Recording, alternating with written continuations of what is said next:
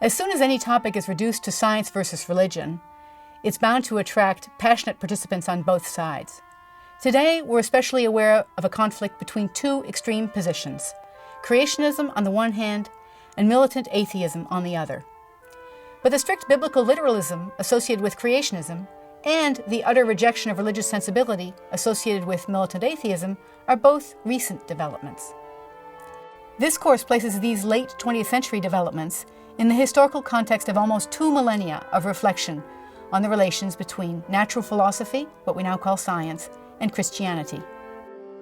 Christianity and rational philosophy were the two pillars of Western intellectual tradition, from the time of Aristotle down to the birth of modern science with its emphasis on quantification and empirical reasoning. Both science and religion have changed over time. They've often developed cooperatively and rubbed off on each other.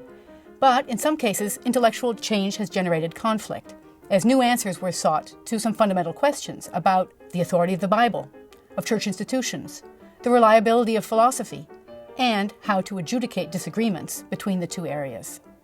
Reason and Faith in the West is a gen ed course focused on the relations between science and various strands of Christianity, from Augustine in the 4th century of the Common Era down to current creationist movements. One of the highlights of the course, in my view, is the independent research paper, which I ask each student to write on a topic of their choice, which enables them to branch out to other areas of philosophy, other religious traditions that we don't cover in the course itself. Our main stops along the way include Thomas Aquinas in 13th century Paris, the changes in science and religion that triggered the Galileo affair of 1633, the worldviews of 17th century thinkers like Blaise Pascal, René Descartes, Isaac Newton, and the origins, development, and reception of Darwin's theory of evolution between the 18th and the 20th centuries.